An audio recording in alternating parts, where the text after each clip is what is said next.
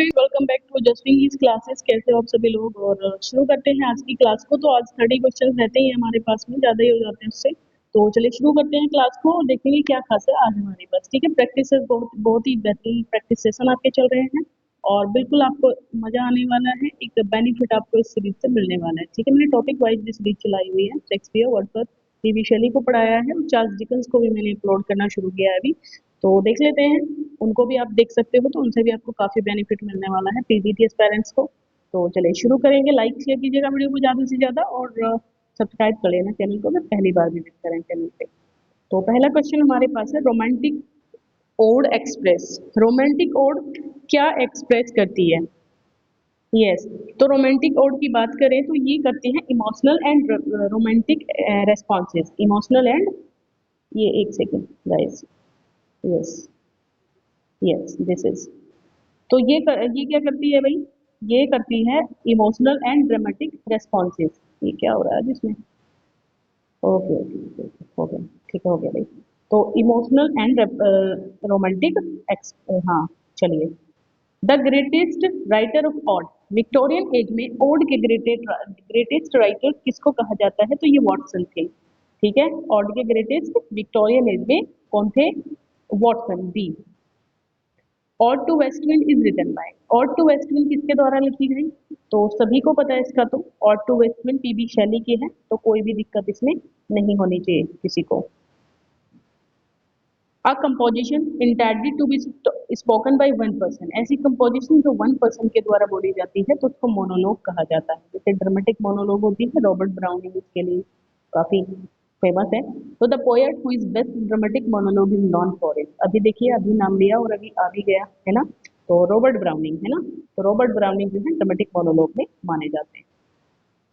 The chief monologue is characteristic of dramatic. अच्छा, monologue इधर से इधर आ गया, ये इधर होना चाहिए भाई। ये जो मोनोलॉग है आपका, ये यहाँ पर होना चाहिए। तो the chief characteristic of monologue is, ये होना चाहिए था ये क्वेश्चन। ठीक है, तो आप कोई नहीं, आप समझ गए हैं। तो कैरेक्टरिस्टिक बताइए इसकी, चीफ मोनोलॉग की चीफ कैरेक्टरिस्टिक क्या होती है? तो ये it is a speech address to silent listener. ठीक है, साइलेंट लिसनर को ये जो है स्पीच की जाती है। B, Ulysses is a dramatic monologue which is written by. तो यूलिसिस किसके द्वारा लिखी गई है? ये भी एक ड्रामेटिक मोनोलॉग है, बट ये लिखी किसके द्वारा गई है? तो ये अल्फ्रेड लॉर्ड टेनिसन की है Ulysses. The difference between a soliloquy and monologue. Soliloquy और मोनोलॉग में क्या डिफरेंस होता है? तो देखिए यहाँ पर डिफरेंस क्या होता है गाइस, जो हमारी ये देखिए, मुझे तो soliloquy shorter than dramatic monologue, ये भी ठीक है। Dramatic monologue is address to someone, ये भी ठीक है, एड्रेस किया जाता है। और सॉलिलकी हमारी माइंड में रहती है, हम सोचते हैं उसको, वो हमारी जो हमारी थिंकिंग होती है वो वर्ड्स में कन्वर्ट, मतलब जोर से उसको माइंड बोला जाता है, तो ऑडियंस उसको सुन सकती है ऑडियंस। ठीक है, तो in soliloquy presence of other character is not necessary. बिल्कुल, क्योंकि सोचता तो इंसान अकेला ही है ना, तो उसमें नेसेसरी होना नहीं है ऑडियंस का जरूरी। तो यहाँ सारे ही लग रहे हैं मुझे। ठीक है, सारे ही लग रहे हैं सॉलिलकी और ड्रामेटिक में difference. Which subject does the nurse talk about the makes Juliet uncomfortable. कौन सी बात कर रही थी नर्स जिससे जूलियट ने अनकंफर्टेबल फील किया? तो ये रोमियो और जूलियट से कुछ क्वेश्चन अभी आएंगे आपके। तो जब सेक्स के बारे में बात कर रही थी तो वो अनकंफर्टेबल महसूस कर रही थी। Which quality does Romeo lack. Romeo के अंदर किस चीज की कमी थी? तो उसके अंदर सेल्फ रेस्पेक्ट की कमी थी। D. How does Mercutio function as part of the play. मतलब जो मर्क्यूशियो था एक प्ले के पार्ट के रूप में, उसका क्या काम था? तो यहाँ बात करेंगे तो ये हो जाएगा मॉक्स एंड हाँ deflates the idea of romantic love, है ना, ये हो जाएगा आपका मजाक उड़ाना उसका। Romeo's feeling for Rosaline illustrate which of Romeo states, है ना। जो रोजलिन की के लिए फीलिंग थी रोमियो की, वो कौन सी बात से जो है झलकती है, नजर आती है हमें? तो वो हमें नजर आती है to quell the civil strife in Verona. ठीक है, नहीं नहीं नहीं नहीं नहीं नहीं, सॉरी सॉरी सॉरी, हाँ, his initial immaturity and romanticism, है ना। His initial immaturity and romanticism. D. Why does Friar Laurence marry Romeo and Juliet. Romeo and Juliet से क्यों शादी करी फ्रायर लॉरेंस ने? तो इन्होंने जो है ये फ्रायर लॉरेंस शादी क्यों कर रहे थे, मतलब जूलियट से? तो ये हो जाएगा to quell the civil strife in Verona. D पे जाइए। Where is the play set. Setting कहाँ की इस प्ले की? जो रोमियो एंड जूलियट है, तो इसकी सेटिंग मानी जाती है वेरोना में। ठीक है, वेरोना में। अच्छा, वेयर इज प्लेस है कुछ सोनेट कहाँ से आ गया इसमें? ये तो ऑप्शन ही सारे गलत हैं, है ना? ये सारे ऑप्शन ही गाइस गलत हैं। ठीक है, तो इसमें वैसे इस क्वेश्चन का आंसर आप सीधा लिख लीजिए वेरोना में। कई बार जल्दबाजी में टाइप हो जाते हैं, तो वेरोना इसका आंसर होगा। ठीक है, वेरोना में इसकी सेटिंग। अच्छा, ये वाला अब यहाँ है, which character appear in the prologue. Prologue में कौन सा कैरेक्टर अपीयर होता है? तो ये यहाँ पे है कॉरस। ठीक है, कॉरस अपीयर होता है प्रोलॉग में। ठीक है, प्रोलॉग में था क्या? एक सोनेट थी, इसके प्रोलॉग में एक सोनेट थी गाइस। रोमियो एंड जूलियट के प्रोलॉग में अगर कोई पूछे तो क्या था, मतलब पोएटिक फॉर्म क्या चीज थी, तो वो एक सोनेट होती थी। तो which important plot point is mention in the prologue. Prologue में कौन सा इंपॉर्टेंट पॉइंट मेंशन किया गया? तो यहाँ पर जो है the death of Romeo and Juliet, है ना, रोमियो एंड जूलियट की डेथ को। Yes. Which phrase from the prologue emphasizes the theme of fate's power. Prologue में कौन सी जो है एम्फेसिस करती है थीम पर, फेट्स ऑफ पावर। पावर में मतलब फेट्स और फेट्स की जो पावर है, मतलब किस्मत की जो शक्ति होती है, इस तरीके से मान लीजिए भाग्य की जो शक्ति होती है, उसको किस फ्रेज के द्वारा दिखाया गया है इस प्ले के अंदर। तो ये बात जाने स्टार क्रॉस लवर, है ना, ऐसे लवर जो कभी मिल नहीं पाते हैं, है ना। Sorry guys. तो स्टार क्रॉस लवर कौन होते हैं? जो कभी मिल नहीं पाते, मतलब भाग्य था उनका, है ना। तो how does the play present love. ये प्ले लव कैसे प्रेजेंट करता है? As an intense and overwhelming force, है ना, जो व्यक्ति को कुछ करने के लिए अंदर से उत्साहित करती है, मजबूर करती है। How do Romeo and Juliet defy Christian morality. ये क्रिश्चियन मॉरलिटी को कैसे डिफाई करते हैं रोमियो एंड जूलियट? तो ये जो है इसमें आपका आंसर होगा बाई कमिटिंग सुसाइड, सुसाइड को कमिट करते हैं। ठीक है, which theme does the chorus introduce the start of the play. Starting में प्ले की जो कोरस है कौन सी थीम को यहाँ पे इंट्रोड्यूस करवाते हैं? तो यहाँ हो जाएगा आपका द पावर ऑफ फेट, है ना, कि भाग्य में कितनी शक्ति होती है, वो अपने रास्ते चलाता है व्यक्ति को। विच best describe the difference between the world of the nobles and the world of the servants. कौन है जो वर्ल्ड ऑफ द नोबल और वर्ल्ड ऑफ द सर्वेंट में डिफरेंस को डिस्क्राइब करता है? तो क्या चीज है जो इसको डिस्क्राइब करती है? हाँ, तो क्या इसमें आपका आंसर रहने वाला है? यस।